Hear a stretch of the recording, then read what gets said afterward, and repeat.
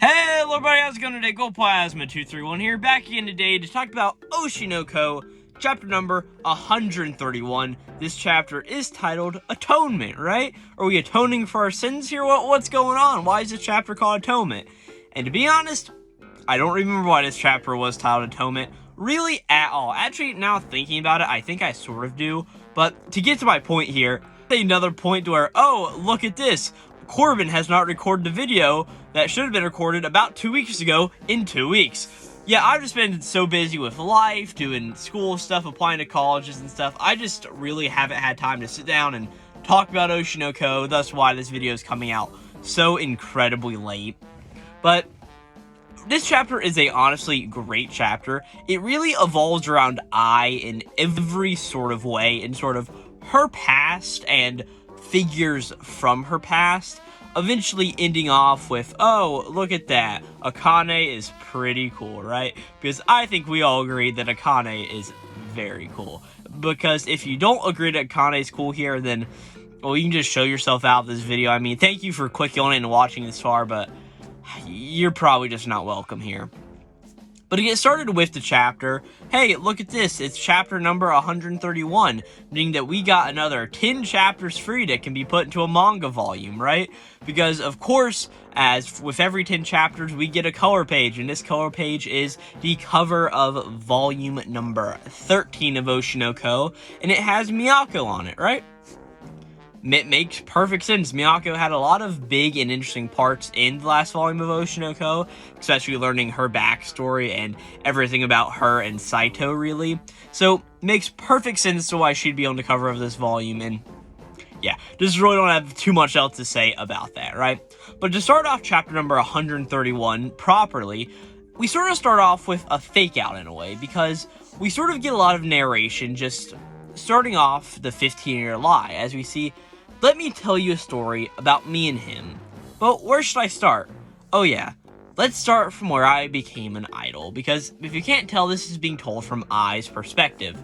And the thing about this is that this is part of the 15-year lie movie. This is what we are actively seeing.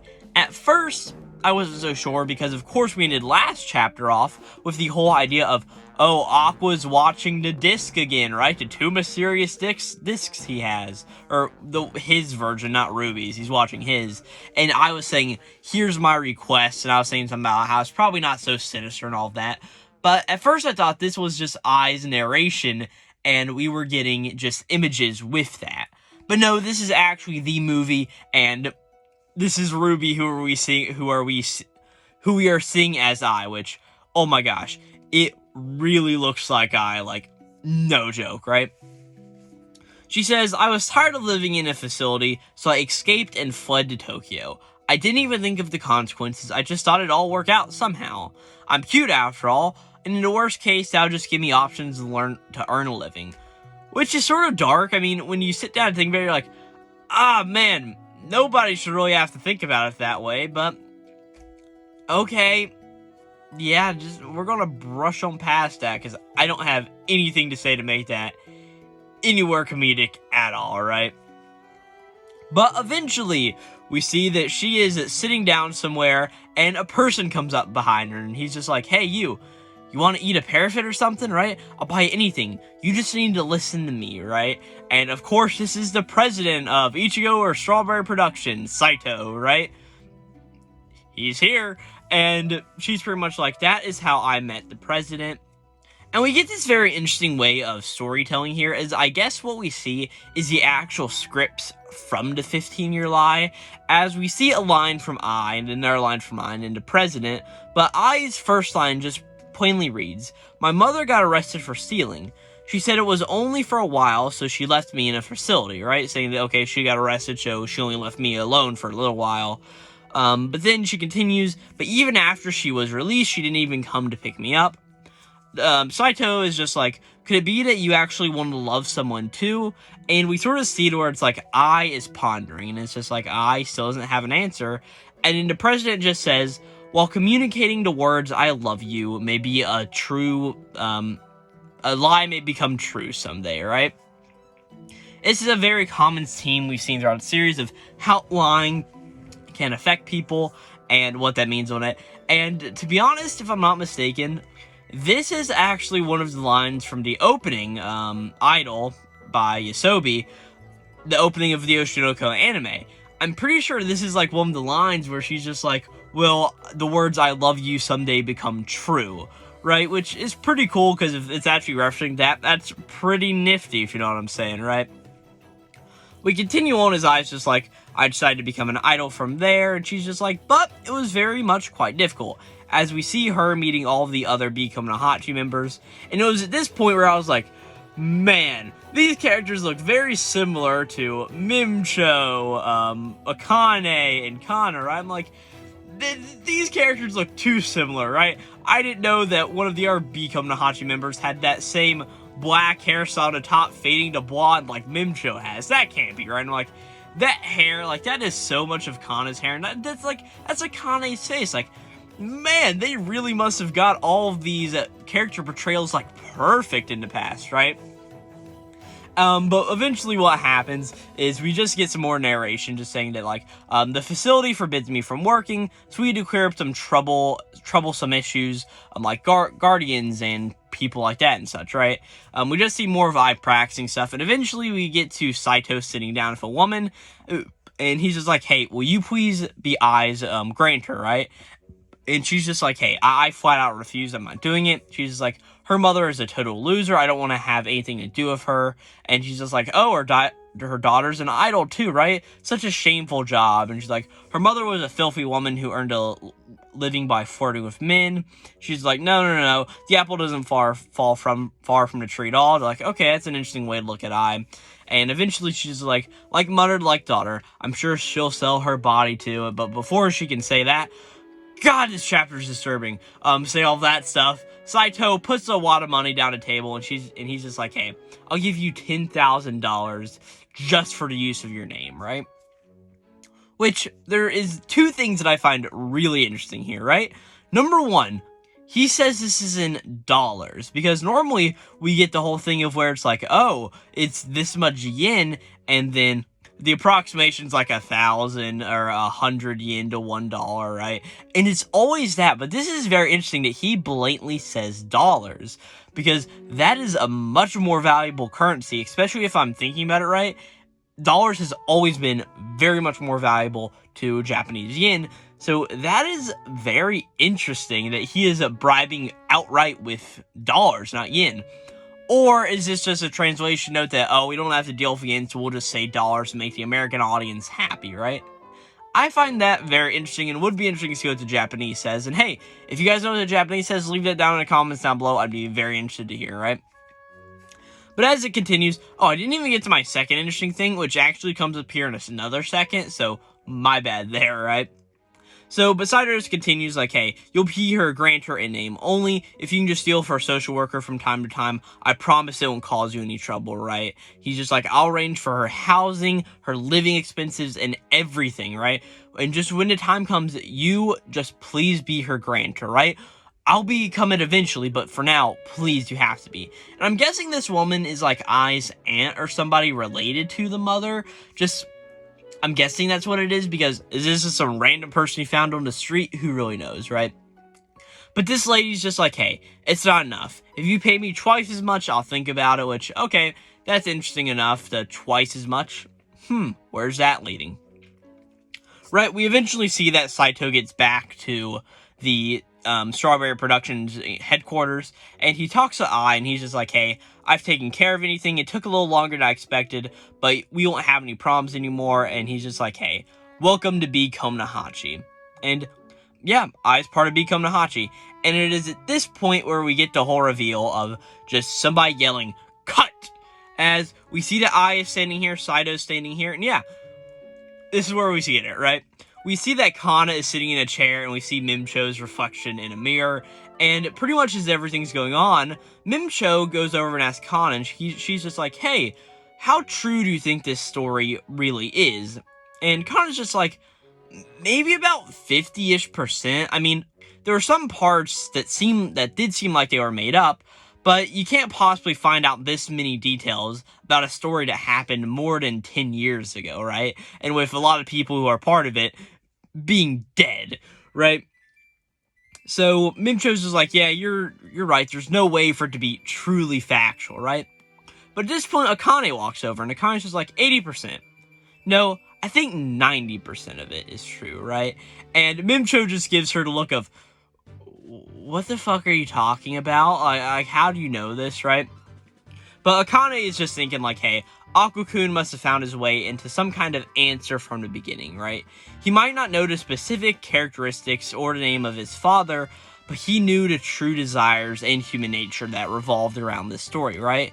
And she's just like, that is why he easily believed that Sejiro Urihara was his father, right? Which, of course, is Taiki's father, and, of course, that was when we got Light Aqua for a while. But because of all of these motivations and ideals, he believed that, and that's what Akane is pretty much saying here, right? Khan eventually butts back in, and she's like, but this is a very broad topic, and unless they ask the people involved, and of course, who would have thought, we're going to meet somebody who was involved. As we cut to somebody talking to Aqua, as they're just like, I love that kid. She was my only daughter after all. Of course I loved her. I was going to pick her up someday. I wanted to go there and pick her up myself, you know? And we see that this is Ayumi Hoshino. This is Ai's mother. Like, no joke.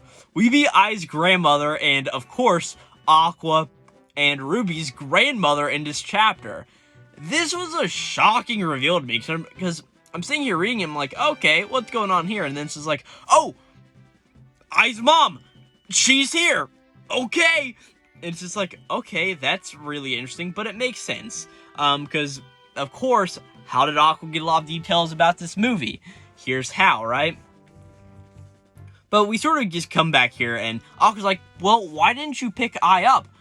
But Ayumi is just like, but she was too attractive. The man I was dating at the time and was thinking of marrying, he started to make eyes at Ai, and back then, she was only 8 or 9.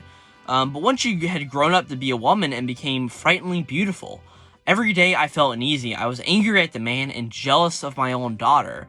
As a result, our family fell apart, and I was arrested for petty theft, and I never met her again.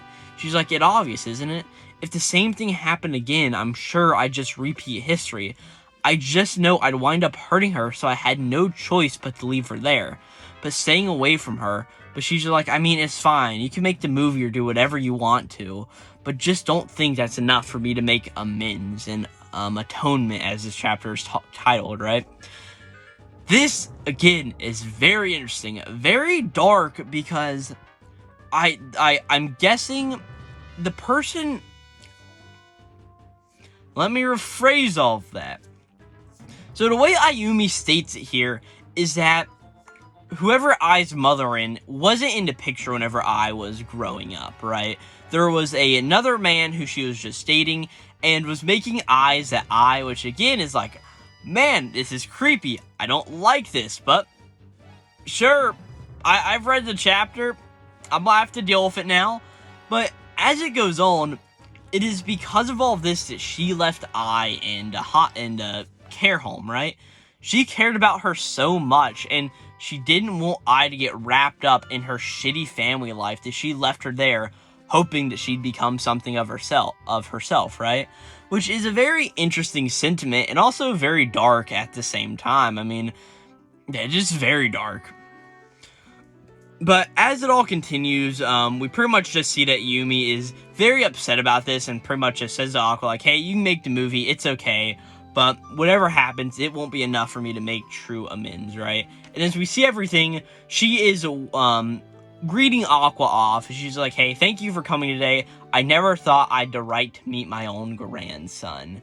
And as all of this is happening, Aqua is walking off, and Akane is standing there. And Akane is just saying, talent affects people's lives, for better or for worse, right? Aqua is just like, hey, what are you doing here? Like what's going on here, right? But Akane's just like, hey, it's nothing special. I was just doing the same as you. And she's like, I'm good at snooping around and following people, you know? Which is a deep cut at Aqua, which is pretty funny, to be honest with you. As Aqua's just like, yeah, you're honestly right here, right? But Akane's just like, hey, I told you I'd definitely stop you, right? Besides, if you suddenly go to a rural area like this, it's normal. It's normal for someone to follow you, right?